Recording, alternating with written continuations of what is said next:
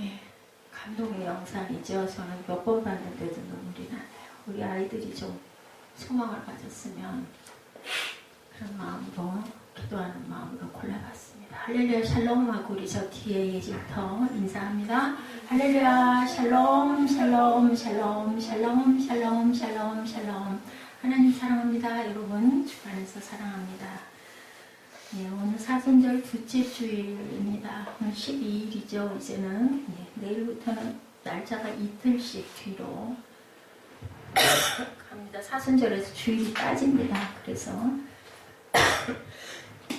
마태복음 13장 1절에서 9절 너무 잘하는 말씀이죠. 4가지 땅에 떨어진 씨 비유입니다. 그날에 예수께서 집에서 나가서 바닷가에 앉으심에 큰 무리가 그에게 모여들거늘 예수께서 배에 올라 앉으시고 온 무리는 해변에 서 있더니 예수께서 비유로 여러 가지를 그들에게 말씀하시되 이르시되 씨를 뿌리는 자가 뿌리러 나가서 하고 시작하죠. 4절에 뿌릴새 더러는 길가에 떨어지니까 어떻게 새들이 먹어버리고 흙이 얕은 돌밭에 5절에 떨어지면 흙이 깊지 않으므로 싹이 나오는데 그만 금방 말라서 죽어버리고 거기는 날씨의 기온 차이가 100도가 나죠. 밤에는 영하 50도, 낮에는 영상 50도입니다. 그렇기 때문에 금방 말라 배틀어져 버리죠. 6절에 해가 돋은 후에 타서 뿌리가 없으므로 말랐고 7절에 더러는 가시떨기 위에 떨어지며 가시가 자라서 기운을 막죠. 가시나무들이 아주 무성하게 잘 자라니까. 8절에 더러는 좋은 땅에 떨어지며 어떤 것은 100배, 어떤 것은 60배, 어떤 것은 30배의 결실을 하였느니라. 씨가 같은 땅에 떨어졌는데 어떤 건 60배, 어떤 건 30배, 어떤 거는 100배 결실을. 아까 우리 그 아들, 두 아들 비교 할머니 얘기 그 생각이 나더라고요. 똑같이 잘 길렀는데 잘 자랐죠. 그럴 수 있을 것 같아요. 체면을 중요시하는 성격적으로 봤을 때 엄마가 싫어서 그런 게 아니라 너무 부끄러우니까. 그런데 그만 그것이 비교가 됩니다. 아들, 두 아들이 똑같은 아들인데 같이 길렀는데 하나들은 그런 아들 이런 것처럼 돌밭에 아니면은 정말 길가에 그리고 좋은 밭에 떨어져도 30배도 60배도 100배도 걷어진다. 9절에 보니까 귀 있는 자는 들으라. 예수님이 지금 말씀하시는 거예요. 근데 예수님께서는 많은 것을 비유해서 설교하셨어요. 근데 그 설교가 아주 쉬운 설교. 눈에 그냥 바로 보이는 것들이죠. 오늘은 씨 뿌리는 자의 비유인데 항상 주님께서 말씀하세요. 저 꽃을 봐라. 공중에 나는 새를 봐라. 들에 핀 꽃들 봐라. 그것들도 내가 먹이는데 하물며 너희일까 보냐. 이렇게 농사짓는 들판을 가로질러서 바닷가에서 항상 언덕에 서서 계시죠. 그러면서 저 밭에 씨 뿌리는 사람들을 봐라. 이렇게 말씀을 하셔서 눈에 보이는 것, 뻔히 보이는 것들을 가지고 당시의 사람들은 농사짓는 사람들이 많았죠. 농사짓는 법을 잘 알고 있었습니다. 지금이니까 산업화 시대가 됐지. 한 30년 전만 해도 정말 농사짓는 사람들이 많고 지금도 시골에 가면 농사짓는 분들 또 소작을 주셔서 소작인들이 굉장히 많습니다. 그러니까 모든 사람들이 다 보면 이해할 만한, 알아들을 만한 그런 이야기들을 합니다. 우리 주님은 진리를 알기 위함만이 아니라 모르게 하기 위하여 비유로 말씀하시기도 했다. 그냥 쉽게 편하게 너가 이래서 이래 그러고 설명해 주시면 되는데 비유를 하시기 때문에 귀가 제대로 안 열린 사람들은 무슨 말을 하는 건지 알아들을 수도 없게 그렇게 말씀을 하신 비밀을 갖고 계신 예수님이다. 하늘나라의 비밀을 아는 것이 허락된 사람이 있고 그렇지 못한 사람이 있다. 여러분들 설교를 들을 때도 그죠? 어떤 목사님이 저는 은혜를 받았어요. 제가 이렇게 목사님들 설교문들을 좀 많이 보거든요. 그랬는데 거기에 이런 말씀을 하셨더라고요. 여러분 주일날 아침에는 식사를 든든히 하고 오십시오. 든든히 하고 오시는데 너무 많이 드시면 졸려오니까 조금 덜 든든하게 이렇게 들고 오시고 졸려올 수 있으니까 커피도 조금 진하게 한 잔 타서 오시고 그리고 귀를 열어서 어떤 얘기를 말씀을 전할 때 그것을 잘 상상하셔서 이해를 하고 들으셔야 하나님 말씀이 쏙쏙 귀에 들어갑니다. 라고 이렇게 아주 친절하게 설교하실 때 말씀을 하시는 걸 제가 보면서 와 나는 이 생각을 못했구나. 우리는 대개 11시 예배 오시는 분들 다들 거의 아침을 들지 않고 오시는 것 같고 저도 또 그냥 당연히, 그죠? 요즘에는 이제 우리 아이들 때문에 제가 뭐 입맛 다실 걸 조금 하면서 한두 쪽 먹기도 하고 차를 마시기도 하는데, 그 한 십몇 년 전만 해도, 아니죠, 십몇 년이 됐고 한 4년 됐을까요? 예, 그 전까지만 저도 늘 아침을 12시까지 오전 금식을 했었습니다. 지금 생각하면 어떻게 내가 오전 금식을 그렇게 열심히 꾸준히 했을까 싶을 정도로 지금은 잘 안 돼요. 이제 위장이 딱 길이 들어가지고 시간이 되면 배가 고파지거든요. 예, 그런데 그 목사님께서는 설교를 잘 들으려면 머리 회전이 잘 돼야 되니까 꼭 식사를 조금씩 하고, 근데 너무 많이 드시지 말고 졸려오면 안 되니까 커피도 조금 진하게 타서 마시고 오십시오. 그리고 상상을 잘 하시면서 말씀을 들으시면 말씀이 쏙쏙 진리가 돼서 들어갈 겁니다. 이렇게 해가지고 설명을 하시는 그 성도들을 사랑하는 그 목사님의 그 마음, 나는 그러지 못했구나 이런 생각이 들더라고요. 여러분들 참고하시기 바랍니다. 그분의 그 식성 따라서, 습관 따라서, 그죠? 식사를 조금 하셔야, 예, 더 좀 원활하신 분이 있고, 또 식사를 하시면 오히려 또 불편한 분도 있죠. 예수님을 따르는 사람들에게는 하늘나라의 비밀을 아는 것이 허락되어 있지만 따르지 않는 사람들에게는 허락되지 않다. 예, 예수님의 제자들이에요, 여러분들. 저도 모두가 다 그렇게 말씀했죠. 왜냐하면은 하나님의 말씀을 알아듣는 자들은 예수님의 제자들이고, 근데 알아듣고 끝나면 안 된다고 그러시죠. 뭐 하라고 그러세요? 듣고 본 바를 행하라. 교회는요, 훈련이 되어지는 기관이다. 예배드리고 찬양하고 그리고 말씀 들어서 깨달아 알면 어떻게 하라고요? 전하러 나가야 된다. 증인들이 어때요? 대개는, 그죠? 증인 석상에 쓰죠. 예, 법원에서도 보면 뭐예요? 선서하더라고요. 보니까 절대로 허언을 하지 않겠고 있는 사실 그대로만, 예, 나는 증명하겠습니다. 딱 손들고, 예, 선서를 하는 것처럼 우리는 예수의 제자들이기 때문에 예수를 온전하게 전할 사명을 모두가 갖고 있습니다. 성품 따라 조금 종류들이 여러 가지는 아니긴 하지만, 예, 이렇게 귀 있는 자는 들어라 라고 말씀하시니까 너희들 잘 들어라 하는 말씀이세요. 귀 없는 사람은 아무도 없잖아요. 근데 왜 귀 있는 자 들으라 할까요? 들을 귀를 가진 자는 들으라는 거죠. 주님이 비유로 말씀하는 것은 주님을 따르지 않는 이들로 하여금 보아도 보지 못하고 들어도 듣지 못하게 하기 위함이다. 은폐적인 효과도 또한 띄고 있었다는 거죠. 마가복음 4장 12절입니다. 이는 그들로 보기는 보아도 알지 못하며 듣기는 들어도 깨달지 못하게 하여 돌이켜 죄사함을 얻지 못하게 하려 함이라 하시고, 굉장히 무서운 얘기예요. 죄사함을 못 얻어요. 깨달지 못하면. 여러분들 뭐 항상 주일마다 듣는 설교인데 하시지 말고 집중해서 들으시고 거기서 깨달으시다 보면 어느 순간 탁 한마디에 뚫리죠. 성호 어스틴도 그러지 않았습니까? 읽어라 펴서 읽어라. 로마서 말씀에서 보면 다 깨어납니다. 순간에. 그렇기 때문에 우리는, 예, 똑같은 날마다 똑같은 날이 아니라는 것. 그리고 일단은 여러분들 소망을 갖고 들으셔야 돼요. 몸만 와서 앉아있고 아이고 언제 끝나나 지겨워라 하고 딴 생각을 하면 절대로 성령이 여러분들 곁에 찾아가지를 않습니다. 그래서 너희가 듣기는 들어도 깨닫지 못하고 보기는 보아도 알아보지 못할 것이다. 무슨 신령한 말씀이라도 할 줄 알았는데 뭐야, 시시한 농사 짓는 이야기, 뭐 씨 떨어지는 이야기, 뭐 농부가 뭐 씨를 휙휙 뿌렸는데 그날따라 바람이 많이 불어가지고, 예, 그 닦아놓은 그 땅에 떨어지지 않고 날아가가지고, 그죠? 가시떨기에도 떨어지고, 하필이면은 논둑에 있는 그 길가에도 떨어지고, 가시덤불에도 떨어지고, 그러는 바람에 그만, 그죠? 온전한 그게 곡식을 맺지 못하는 상황을 그냥 얘기를 하시는 거죠. 뭐, 하필이면 그런 시시한 얘기, 맨날 보는 얘기를 왜 해야지? 이런 생각들을 한다는 거죠.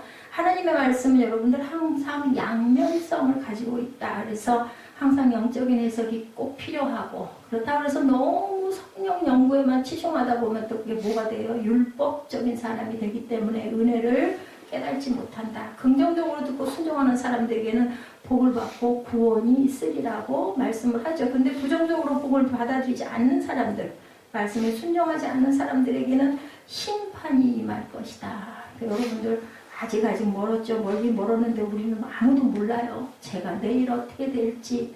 그죠? 젊은이나 나이 같은 사람이나 전혀 순서가 없어요. 올 때는 순서가 있었는데 갈 때는 순서가 없기 때문에 항상 말씀하시죠. 오늘이 마지막 날처럼 하나님의 말씀을 들을 때는 집중해서 귀를 열고 들으라. 그래서 항상 이스라엘에게 뭐라고 그러셔서 쉐마 이스라엘, 그죠? 들어라. 귀를 열고 들으라는 거죠. 오늘은 씨 뿌리는 비유입니다. 너무 편한 설교문이어서 참 기뻤어요. 구약은 좀 왠지 접하기가 조금 좀 힘이 들죠. 그 뭐 지명, 언어, 뭐 이름 뭐 이런 것들이. 근데 봄이 돼서 농부와 씨, 이제 우리도 곧 그죠? 그럴 때가 오죠. 예, 농부들이 씨앗 한 주라를 들고 밭에 나오죠. 잡에 담겨진 씨는 손으로 한 움큼 들더니 뿌리는 거예요. 아까 얘기한 것처럼. 그러다 보니까 날씨에 따라서 바람이 불어서 막 원하지 않는 자리로도 막 날아간다. 좋은 땅에 뿌려지지만 더러는 길가에 새들이 와서 그냥 씨를 금방 쪼아 먹어버리니 그건 뭐 싹이 날 수가 없죠. 당연히. 더러는 흙이 많지 않은 돌밭에 떨어지면 그것도 또한 뿌리를 내리지 못합니다.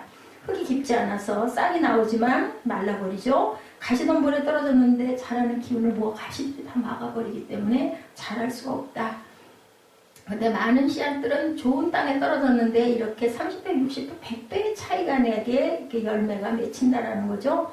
오늘날은 어때요? 너무 말씀이 많아서 그냥 듣기만 원하면, 사모하기만 하면은 30배, 60배, 100배가 아니라 10,000배, 10만 배. 우리 1905년 찬양 요즘에 열심히 하잖아요. 우리 300칠 됐다고 하는데 거기에 보니까 2절에 보니까 10만 명의 선교사를 1980년도에 서원하였다. 여러분 알고 찬양을 하면 조금 더 은혜가 있습니다.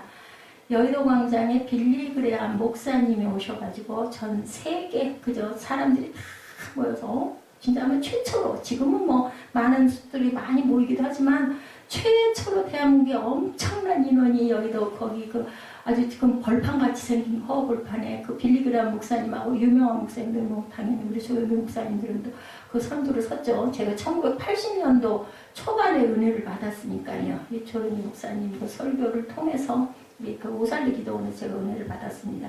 그때 왔을 때 10만 명, 지금 10만만 되겠어요. 100만도 넘을 것 같습니다. 근데 그 이후에 1980, 그 가사 그대로예요. 80년도에 그래서 이 나라를 그렇게 축복하셔서 경제 대국이 되게 하시고 지금 굉장히 교회들이 5만 교회예요. 5만 교회. 제가 어제 그런 얘기를 했어요.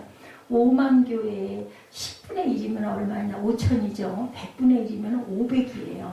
그럼 1000분의 1이면 50인데 1000분의 1만 오겠어요? 이게 복음성과 경연대회. 그죠? 그랬더니 몇천 교회에서 올 거다라는 얘기를 하더라고요.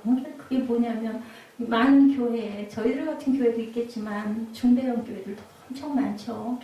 참 좋은 일들을 많이 하도록 하나님께서 이 나라를 경제 부흥의 국가를 축복하신다는 하나님의 깊은 뜻이 있다. 우리 모두 다, 저도 여러분들도 다 마음속으로 잘 아는 분이나 모르는 분이나 요즘엔 뉴스 또 방송, 그죠? 화면만 열면 그 얘기가 있기 때문에 우리 정치에 문제가 좀 있다 보니까 대통령 탄핵 사건 참 아픕니다.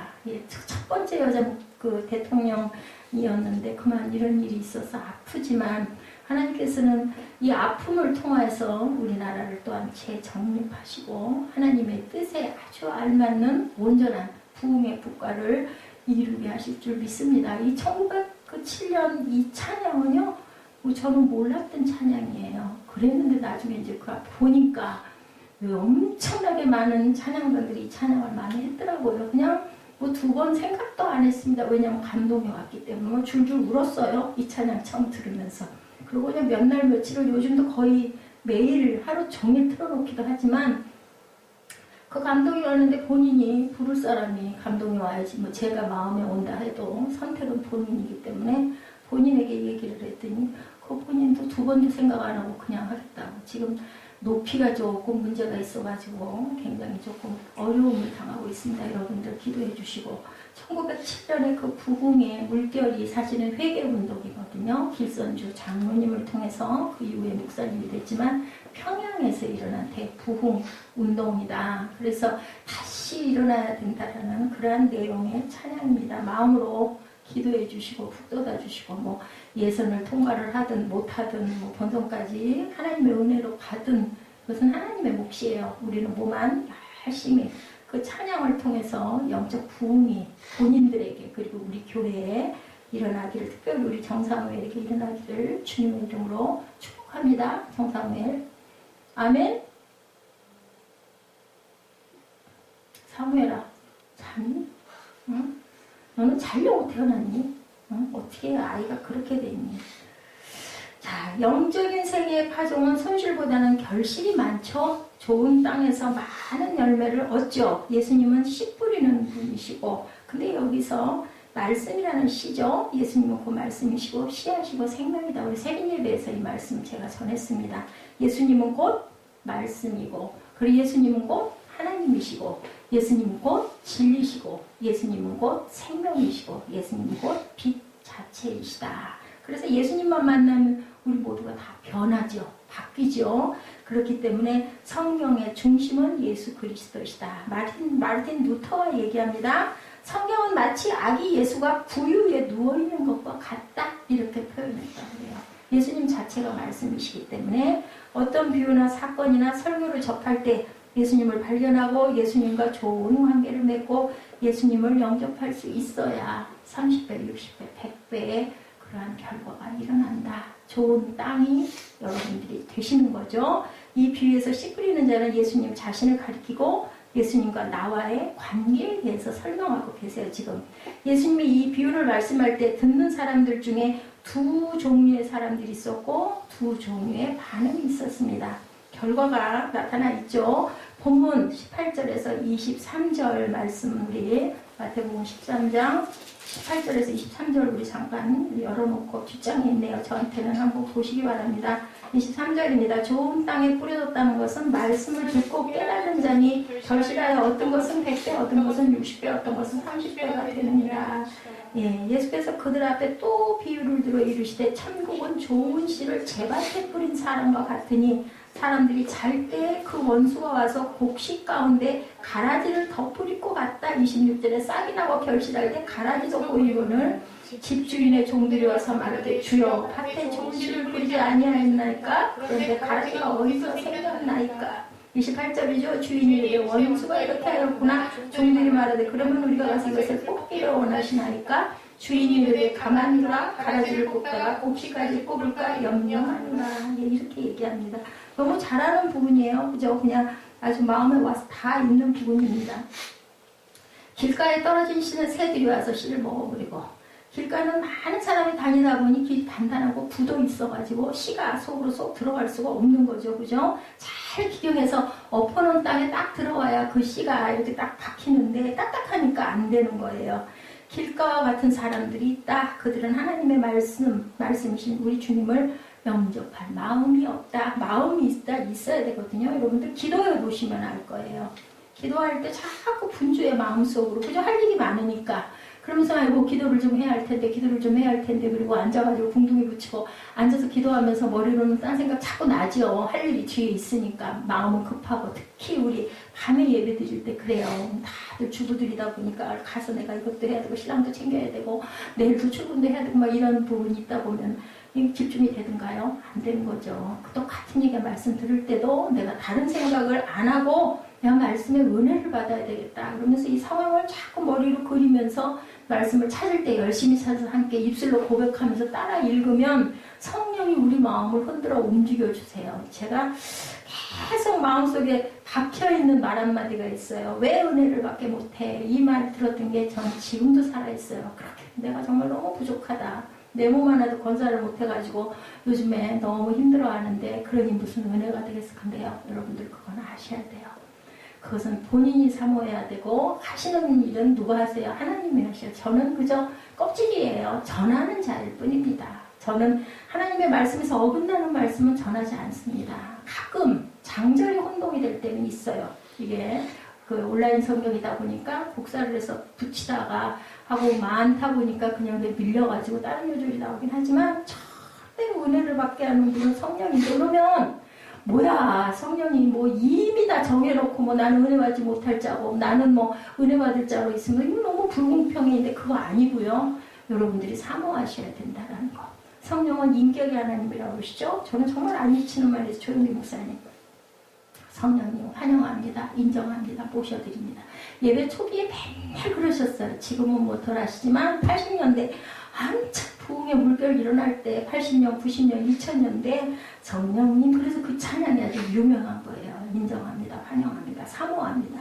그렇게 안 하시면은, 그러니까 아까 우리 그 동영상에도 보죠. 꿈을 계속 꾸는 자들에게는 그 꿈이 꼭 이루어진다라는 얘기인 것처럼 여러분들이 마음 자체가 기념이 돼 있어야 돼요. 말씀 받을 준비가 돼 있어야지 말씀 받을 준비 안 되고 찬양할 마음, 찬양 지루하고 힘들면 절대로 말씀이 은혜가 저는 너무너무 안타까워요. 우리 찬양이 좀 길잖아요. 30분 정도 되는데 그래도 좀 주일날은 될 수 있으면 조금 좀 줄이려고 애를 씁니다. 수요일하고 금요일은 저는 뭐 그냥 마음에 오면 어떨 때는 1시간도 찬양해요. 절대 싫다는 사람 아무도 없으니까. 그것도 예배거든요. 입술의 고백이니까. 우리가 기도 그만큼 못하기 때문에.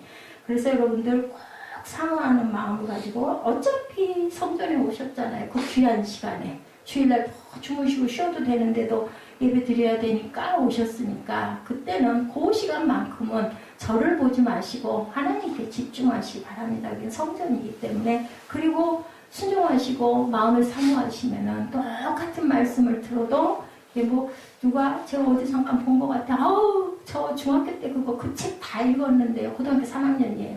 그랬더니 선생님이 그러시더라고요.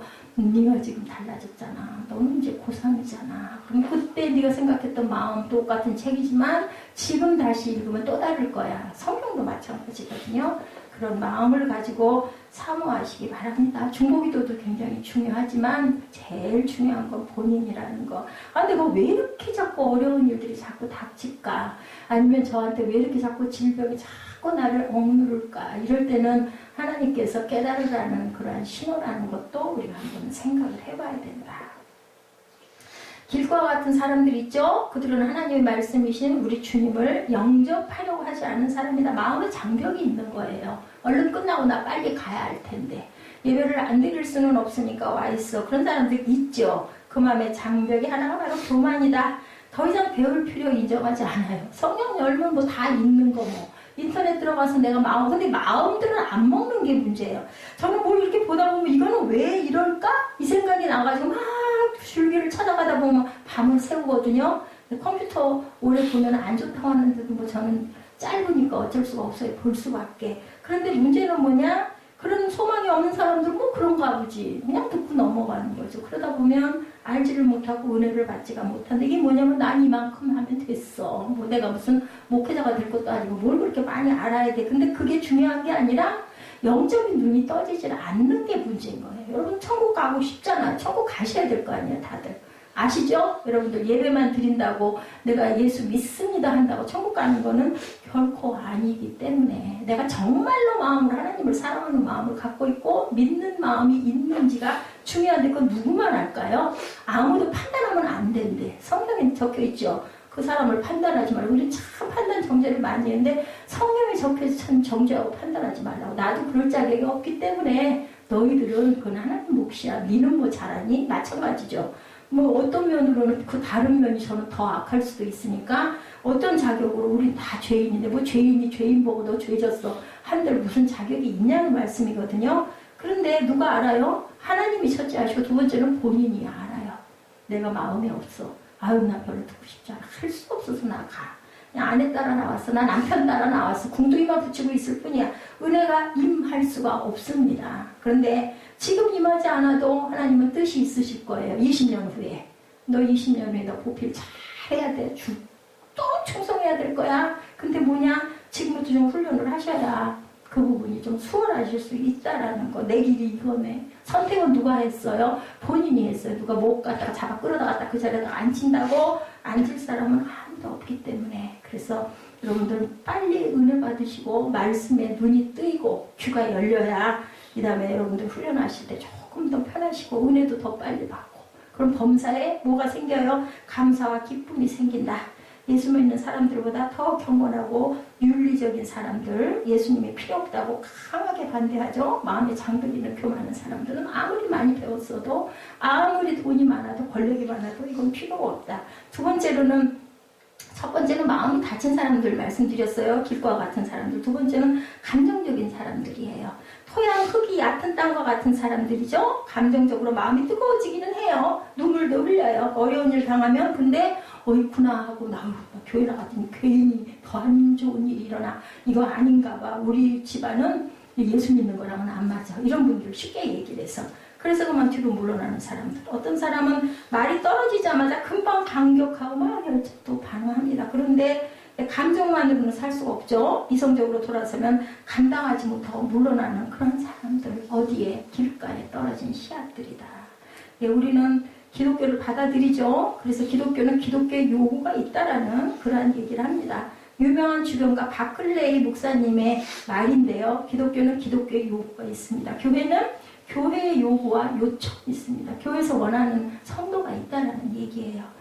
기독교를 받아들일 때 기독교의 요구도 우리는 받아들여야 된다. 기독교인들은 특권만 가지는 것이 아니라 책임도 뭐 어디나 그렇잖아요. 내가 권리를 누리려면 책임도 분명히 따라야 된다고 얘기합니다. 책임을 감당하지 않으면서 권리를 찾으려고 하면 안 되는 거죠. 권리보다 책임이 커질 때 여지없이 그 권리마저 포기해버려요. 뭐 눈에 보이나 천국이 죽어봐야 알지. 믿는다고 교회 나와 앉아있는 사람도 그런 사람들이 많다. 세 번째, 유혹에 약한 사람들이 있죠. 돌짝밭에 떨어진 씨는 어려운 일, 부담되는 일, 연단이 싫어서 포기하는 경우들을 얘기합니다. 그래서 결실을 못해요. 부부 한 자리에서 설교를 듣는데 어떤 분은 부인의 성화에 못 이어서 어떤 분은 남편의 성화에 못 이어서 각각 집집마다 그런 경우들이 많이 있어요. 나와 앉기는 앉았어.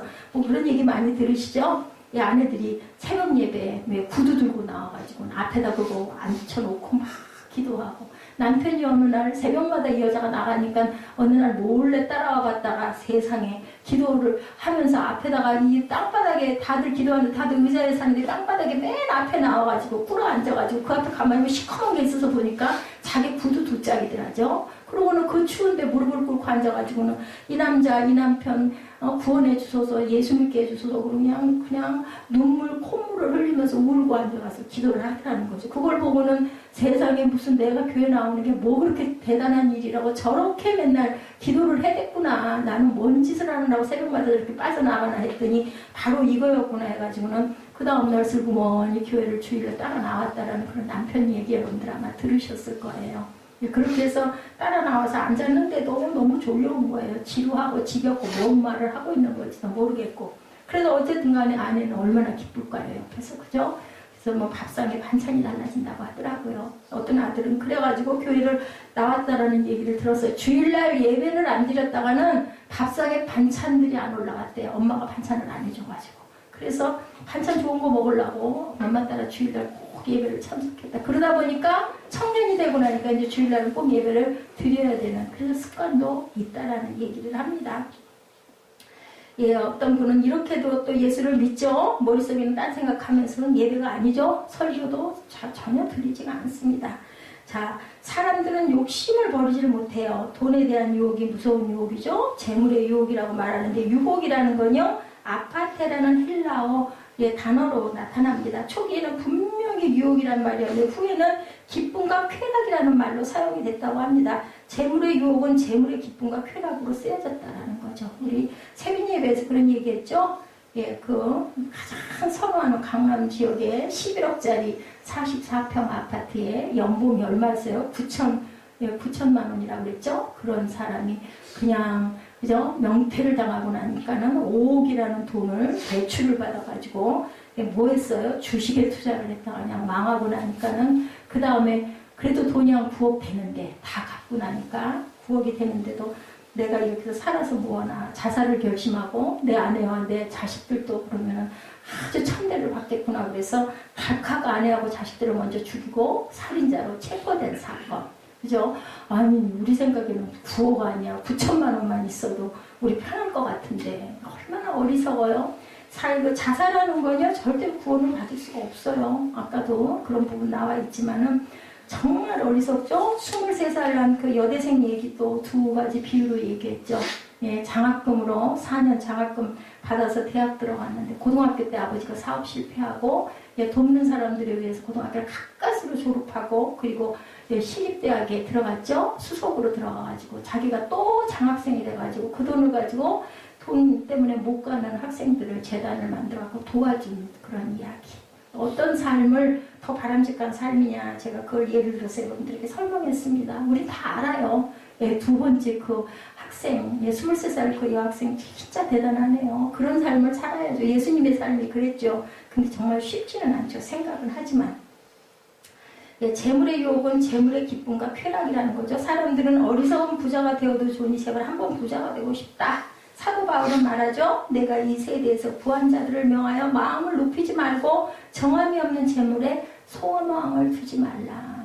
우리 예진을 물어보니까 딱 저축할 거예요 그러더라고요. 그래서 저축도 좋은데 돕는 마음을 가져라. 우리 사무엘은 더할 나위가 없고 이렇게 얘기를 했습니다. 나눌 줄 알아야 된다. 오직 우리에게 모든 것을 후히 주사 누리게 하시는 하나님께 마음을 두라고 디모데전서 6장 17절에 얘기합니다. 하나님을 위한 부자가 돼야 되죠. 그러면 부를 누린다. 네가 생명을 잃으면 생명을 얻을 것이라는 거죠. 가시덤불에 볼이나 밀 같은 곡식이 자라면 가시나무가 모든 기운을 빨아가죠. 가시가 기운을 뺏어버리니 열매를 맺을 수가 없다. 예, 노동은 뭐라 그래요? 노동은 절대로 열매를 맺지는 못한다고 그러죠. 생명이 있는 거라만 예, 열매를 맺는다고 합니다. 마지막 힘을 내서 열매를 맺어야 하는데 자양분을 뺏기고 보니 쭉정이만 남아요. 인생의 마지막에 와 있는 분들이 많죠.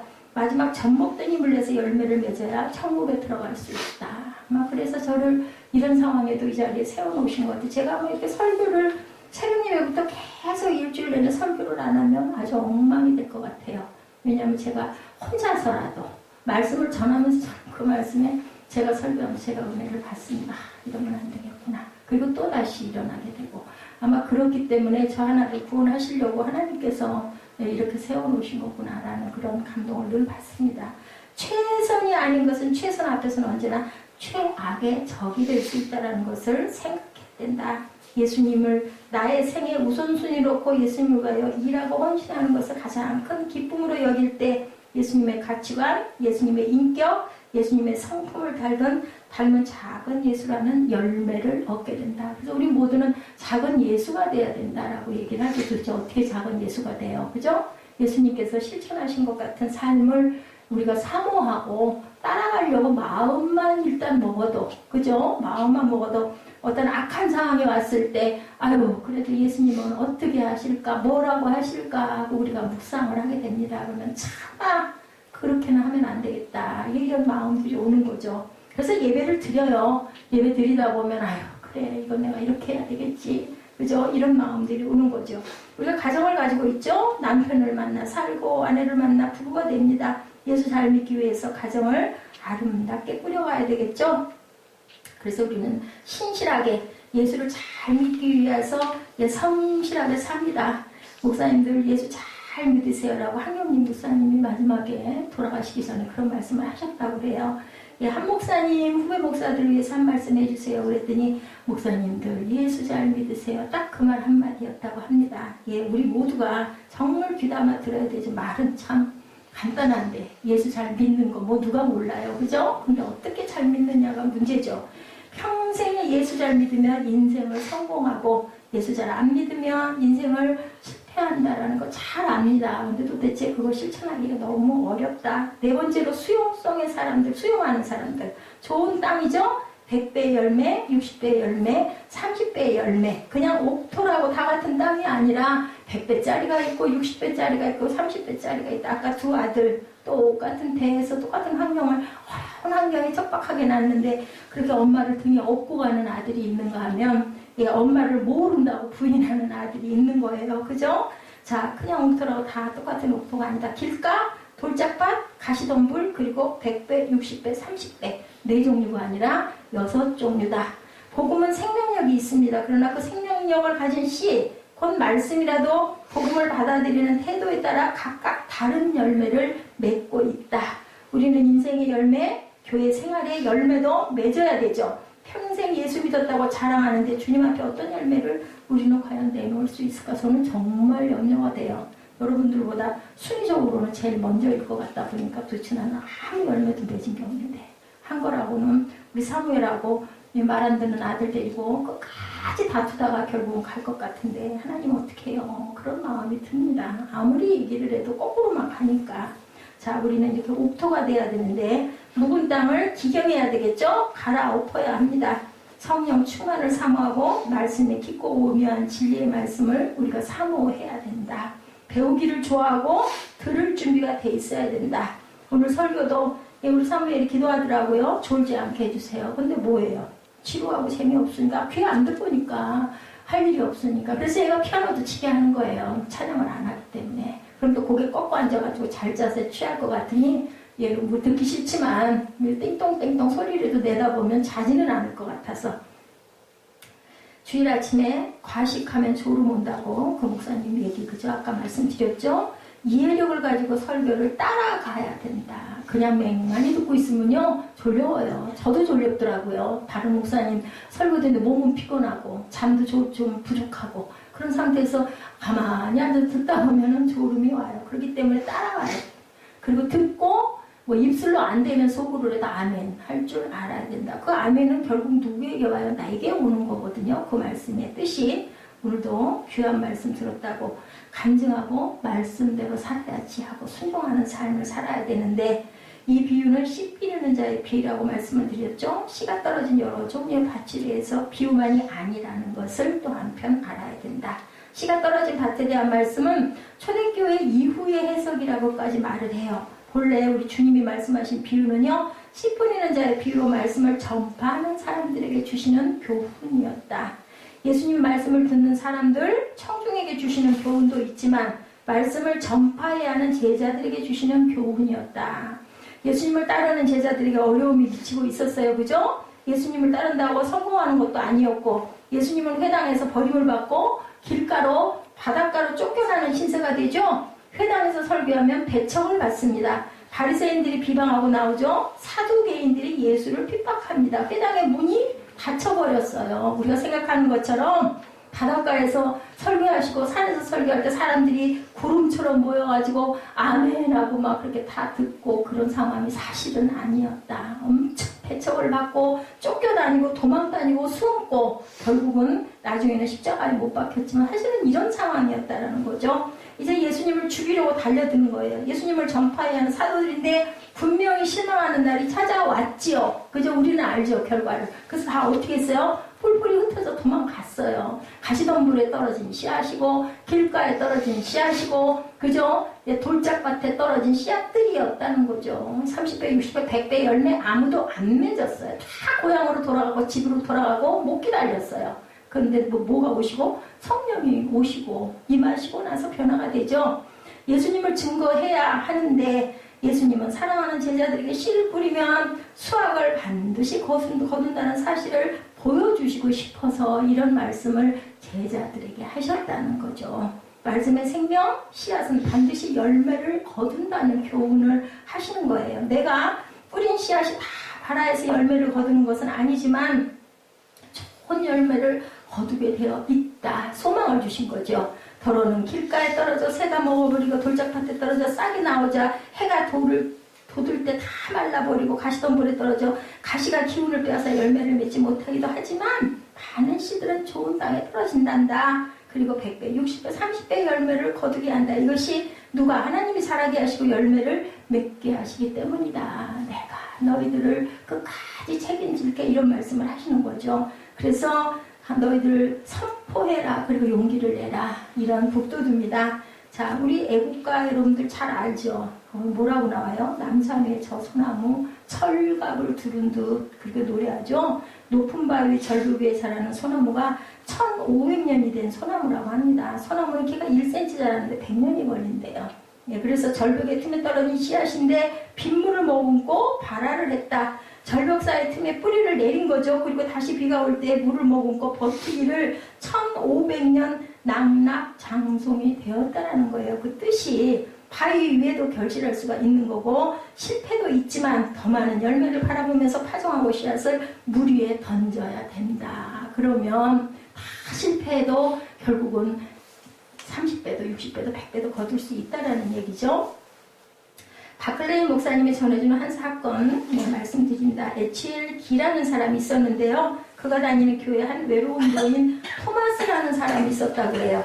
그의 친구들은 세상을 다 떠나고 토마스를 아는 사람이 거의 없었다고 합니다. 토마스가 죽었을 때 에치엘 기는 토마스의 장례식에 아무도 참석하지 않을 거라고 생각. 너무 가난하고 볼품없고 알려지지 않고 친구들도 아무도 없고 이 노인만 좀 오래 살았던 것 같아요. 나라도 참석하기 위해서 비가 오는 날이라 그를 모신 관을 따라 묘지까지 가게 됐다고 그래요. 목사님이니까 그랬겠죠. 그때는 전쟁 중이었다고 합니다. 성문을 나올 때 한 군인이 관을 따라오더래요. 유독스럽게. 아무도 따라오는 사람이 없었는데 그는 장교였는데 우비를 입어서 그 직급을 볼 수가 없었다고 그래요. 그 군인도 토마스의 장례식을 끝까지 지켜보고 끝까지 따라왔다고 합니다. 장례를 마칠 시간이 됐대요. 마지막으로 경의를 표하는 시간이 있었다고 합니다. 예, 군인은 묘지에 안장된 토마스를 위하여 경례를 붙였는데 손을 들어서 일국의 왕에게 올리는 경례로 인사를 올리더라는 거죠. 이 HL기는 그 군인과 함께 묘지를 떠나서 길을 같이 걸었을 때 끝나고 그와 함께 걸을 때 바람이 불어서 우비가 벗겨질 때 계급을 봤는데 사단장 장군이었다고 합니다. 너무 이상한 거죠. 그 장군 HL기에게 얘기합니다. 당신은 나의 모습을 보고 이상하게 여겼을 것입니다. 토마스 선생님은 나의 주일학교 선생님이셨습니다. 나는 정말 못된 소년이었고 몹시도 선생님을 괴롭혔습니다. 그러나 나의 나된 것은 다 토마스 선생님의 은혜입니다. 나는 일생 토마스 선생님의 은혜를 잊을 수가 없고 그래서 오늘 마지막으로 인사드리려고 찾아왔습니다. 라고 얘기를 하더라는 거죠. 토마스는 자기가 하는 일을 잘 모르고 있었던 거죠. 세월이 많이 흐르고 그가 무덤에 묻힐 때 묻히고 본인은 몰랐을 거예요. 누가 아셨을까요? 하나님이 알고 그 은혜를 받은 학생은 알았던 거죠. 이래서 그 주일학교 선생님 자리가 굉장히 귀한 자리라는 거죠. 아이들에게 당장의 어떤 변화가 없어요. 그러나 한 사람의 인생을 바꿔놓고 나라와 민족을 구하는 장군으로 살아는 귀한 열매를 맺는다. 이게 뭐 몇 배일까요? 30배, 60배, 100배 이상일 것 같습니다. 절대로 실망하지 마시고 복음을 전파하고 말씀의 씨앗을 뿌리고 그 이상은 누구에게? 하나님께 맡기시기 바랍니다. 갈라디아서 6장 7절에서 9절에 스스로 속이지 말라. 하나님은 업신여김을 받지 아니하시나니 사람이 무엇으로 심든지 그대로 거두리라. 자기의 육체를 위하여 심는 자는 육체로부터 썩어질 것을 거두고 성령을 위하여 심는 자는 성령으로부터 영생을 거두리라. 우리가 선을 행하되 낙심하지 말지니 포기하지 아니하면 때가 이름에 거두리라. 예, 말씀하죠. 포기하지 않고 끝까지 사명감 가지고 충성스럽게 희생하면서 즐거움을 가지고 일하면 꼭 거두게 된다. 생명은 뭐라고요? 자란다는 거죠. 죽지 않은 생명은 꼭 자랍니다. 그래서 아이도 자라죠. 그죠? 풀도 자랍니다. 삶의 어떤 분야든지 열매 맺기 위해서는 반드시 자기가 맡은 일에 사명감과 충성심과 헌신과 즐거움이 있어야만 열매를 맺게 된다. 이런 성품이 없으면 대학을 졸업하고 재주가 있고 기술이 있고 능력이 있어도 아무 소용이 없다. 사람 되지 않고는 직장인도 될 수 없고 정치인도 될 수 없고 당연히 교육자도 될 수가 없지요. 그러므로 사람을 볼 때 언제나 사명감과 충성심과 헌신과 기쁨을 가지고 긍정적으로 일을 하고 있는지 자신이 스스로를 살펴 돌볼 줄 알아야 된다. 그러한 사람을 얻으면 천금을 얻는 것보다 낫죠. 이런 사람들이 모이면 모든 일을 성공적으로 이룰 수가 있고 우리 하나님께서 찾으시는 하나님의 백성들도 바로 이런 사람들이었다. 예수를 믿고 하나님을 섬기는 것이 내 사명인 줄을 알아야 된다. 예수님께서 갈릴리 바닷가 누구만 빼고 가룟 유다만 빼고 모두 다 시골 촌 어부들 그 지방에 사는 사람들이었었죠. 그리고는 3년 동안 예수님께서는 데리고 다니면서 제자 훈련을 시키신 거예요. 마지막으로 가룟 유다는 그렇게 우리 재미있는 얘기를 새벽 예배 때 했었던 건데 가룟 유다만 자격 있는 사람이라고 누군가가 얘기를 했다고 그러죠. 너무 볼품없고 너무 미완성적이고 너무 자격이 없는 자들이 다들. 근데 거꾸로 가룟 유다만 예수님을 배반하고 가죠. 나머지는 그래도 제자들로 남습니다. 내가 예수를 믿고 하나님을 섬기기 위해서 이 땅에 태어났다고 생각을 해야 된다. 이 일을 하지 않으면 내가 태어난 목적이 없다는 생각을 하고 내 삶의 근본적인 목적이 주님을 섬기고 하나님을 영화롭게 하는 것이 나의 삶의 최고의 목적이고 나의 부르심의 의미라고 그렇게 생각할 줄 알아야 된다. 뭐 그러면 나는 맨날 교회 와서 살라고? 아니죠. 아니고 여러분들 아실 겁니다. 사람이 볼 때 잘 믿고 사람이 안 볼 때 안 믿는 사람 되지 말고 하나님이 보시고 계시니 사람이 보든지 안 보든지 사람이 인정을 해주든지 안 해주든지 기도하고 없을 때도 성경 읽고 있을 때도 성경 읽고 그죠? 항상 읽고 주님 앞에 묵상할 줄 아는 저와 여러분들이 되셔야 되겠다. 사람이 안 보아도 전도하고 사람이 보는 데서 헌금하지 말고 사람이 안 봐도 마음에 몰로 자원하는 마음으로 헌금도 해야 된다. 끝까지 크고 작은 일에 충성을 다하는 성도들 그리고 헌신하는 자들이 돼야 되겠다. 내게 손해가 오더라도 고생스럽더라도 희생을 하고 시간 내고 물질 내고 몸들여서 주님을 섬기면 하나님 앞에 늘 마음에 기쁨이 오고 찬미할 때 내게 하나님께서 세상에 줄 수 없는 기쁨을 주신다라는 것. 작은 일에 충성한 자는 큰 일도 맡겨주시죠. 30배, 60배, 100배의 열매는 귀한 역사를 우리 통해서 하나님께서 나타나시는 하나님의 은혜라는 것을 아시고, 예, 우리 4가지의 밭, 그 속에서 일어나는 일은 6가지가 일어난다라는 것을 꼭 아시고, 예, 하나님께서 나를 바라시고 나에게 원하시는 것이 무엇인지를 기도하시는 저와 여러분 되시기를 주님의 이름으로 축복합니다. 기도하시겠습니다. 우리가 사명감을 갖고 하나님께 충성을 다해 섬기고 헌신하도록 도와주옵소서. 희생적으로 봉사하며 마음의 긍정적인 기쁨을 갖고 살아가게 하여 주시고, 아버지 주님께서 나를 땅에 낳아주시고 아버지께서 주님께서 삶을 살아가게 하신 하나님의 최고의 목적을 이루어 드릴 수 있는 하나님의 귀한 자녀들 다 될 수 있도록 주께서 은총으로 함께하여 주옵소서. 아버지 예배 가운데 주님 은총의 말씀이 단 한마디라도 들어갈 수 있도록 하여 주시고, 그로 인해서 오늘 하루가 기쁘고 복된 하루 될 수 있도록 축복하여 주시옵소서. 감사드리옵고 예수 그리스도 이름 받들어 감사하며 기도드렸사옵나이다. 아멘. 우리 결단하시고 축도 예배를 마치도록 합니다.